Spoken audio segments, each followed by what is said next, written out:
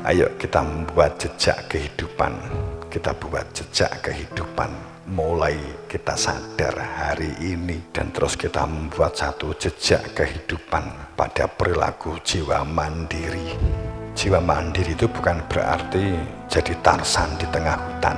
Ojo difahami ya, mandiri itu bukan berarti kemudian kamu tanpa komunikasi, kamu hidup sendirian, teman-teman dan orang-orang, ustadz-ustadz atau orang kiri kanan kita abaikan, kita nafikan, nggak kita taruh, maka itulah mandiri. Kowe kok nggak pernah komunikasi ke sana. Saya mandiri, itu wong gila. Orang mandiri itu komunikatif.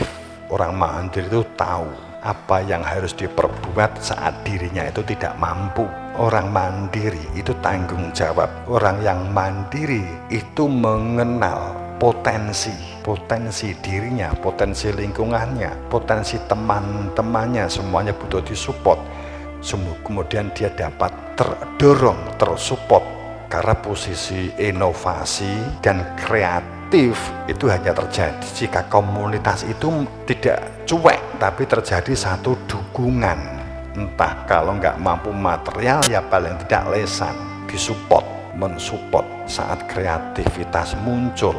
Jangan membuat satu ungkapan ngapain nyapo kowe iki, nyapo repot-repot. Jangan membuat kalimat yang akan mematahkan semangat. Berlatihlah menjadi manusia yang memberikan dampak semangat sehingga memunculkan support, memunculkan semangat, antusias. Karena kreatif apalagi inovasi itu hanya akan dapat wujud jika komunitas itu mendukung.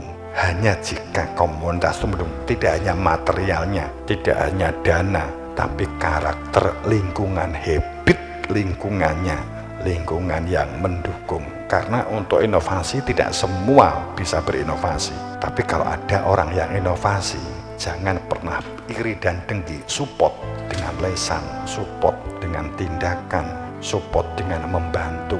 Apa yang dapat saya bantu, begitu contohkan begitu. Itu dilakukan berarti Anda membentuk komunitas surgawi. Wes gak usah ngomong surga besok.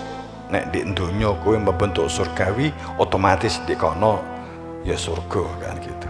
Uzlatul jannah lil mukminin ghairu ba'id. Surga itu fakta saat ini kamu bangun, ghairu ba'id ya saat ini, tidak besok-besok. Sekali lagi kita membuat jejak kehidupan untuk memiliki jiwa mandiri. Kedua, untuk memiliki jiwa berdaulat. Berdaulat itu katakanlah kita membangun satu aturan tata urutan supremasi hukum gitu. Kita punya referensi masa lalu. Oke, itu iya untuk referensi.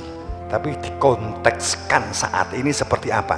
Kontekstualisasi di saat ini seperti apa? Sehingga referensi masa lalu itu menjadi literasi kehidupan kita, kan gitu. Yang dibutuhkan literasi, kemampuan nalar dan rasional itu didasarkan atas referensi buku-buku yang kita baca, tetap diperlukan, tapi tidak memboyong hukum yang disupremasikan di masa lalu diangkat saat ini abad 8, abad 9, abad 10, kemudian diterapkan di abad 21. Fikih ora sholat dipateni, enggak zakat dipateni, murtad dipateni, gitu kan ada fikih. Itu kan fikih yang muncul pada saat khalifah kekuasaan Islam. Kalau kita cerita ini panjang, pelan-pelan suatu saat kita ceritakan. Lagi pula ini juga berkaitan dengan mental. Diungkap kowe gak iso ngempet, syukur ngomong di omah wis tukaran karo paklekmu karo mbahmu.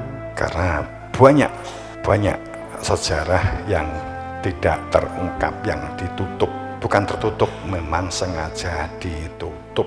Terlalu banyak membalik fakta. Sebagai contoh saja umpamanya, kalau kamu waspada, Laksamana Maida, contoh saja.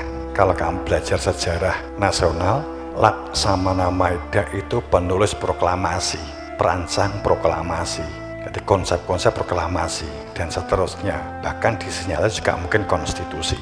Ya. draft-draftnya dari Laksamana Maeda. Tapi kamu lihat pakaiannya, namanya Laksamana itu angkatan laut, tapi pakaiannya angkatan darat, dan bagian angkatan daratnya itu adalah peta. Wes tok ini baik. Siapa dia? Saya nggak buka. Hanya ngajak berpikir. Oh iya kan gitu. Itu angkatan laut, tapi seragamnya tidak angkatan laut. Kalau Laksamana Maeda itu orang Jepang. Ya kan, ini contoh. Apakah ada lagi? Banyak banget. Tapi kingko tukaran ya, dibuka. Dokumennya ada. Sidik-sidik mancing aja. Jadi kembali, berdaulat itu artinya kemampuan mengkontekskan kehidupan saat ini. Walaupun bukan berarti larut dengan keadaan. Bukan berarti larut. Mandiri, berdaulat. Rasional, nalar, komunikasi, musyawarah dari aturan-aturan yang ada kan gitu. Kemudian ketika produktif itu bukan berarti harus membuat sesuatu. Enggak, produktif itu mensupport kan gitu, produktif pikirannya, produktif aktivitasnya, mendorong lingkungan terbentuknya satu perilaku yang baik, muncul perilaku soleh dan solehah. Yang penting berlatih, jangan menjadi suka mengolok dan membuli kan. Kalau mengingatkan oke. Dan berintegritas, saya menggunakan 4 mandiri, daulat, produktif, integritas kan gitu. Supremasi hukum masuk dalam berdaulat. Di sini saya mengambil begini. Kita ingin mewujudkan kemakmuran, kita ingin mewujudkan keadilan, maka 4 hal ini adalah mendasar. Supremasi hukum, mandiri, berdaulat, produktif, integritas. Integritas itu harus punya link, integritas itu harus terhubung. Kalau kita ngomong nasionalis, orang yang punya integritas itu orang yang terhubung dengan kesadaran Pancasila. Jadi tahu tentang apa itu Garuda, apa itu Pancasila, apa itu konstitusi, tahu secara detail, mendasar, aplikasinya tahu. Kalau integritas di Pomosda, tahu visi, misi, tujuan Pomosda. Kalau kita ngomong jamaah, mengetahui persis aguru-guru, pemahaman aguru-guru, realisasi aguru-guru, itu namanya orang integritas. Orang yang ada variabel loyalitas, bukan berarti kultus, tapi orang yang tahu tentang makna loyalitas. Itu adalah orang yang memiliki integritas. Ngomong integritas tapi nggak paham Pancasila, nggak paham Garuda, Pancasila dan konstitusi, bohong. Ingin jadi pemimpin negara, ingin jadi presiden, jadi menteri, dia harus tahu, harus punya integritas. Integritasnya seperti apa? Harus tahu. Kenapa Garuda menengok ke kanan? Kenapa gambarnya kok bintang? Harus tahu. Seharusnya kan begitu seharusnya. Kalau nggak tahu, bagaimana akan membangun sebuah kontinen yang berintegritas, SDM yang berintegritas. Ya di dalamnya memang tanggung jawab, tahu arah, memang integritas kan begitu.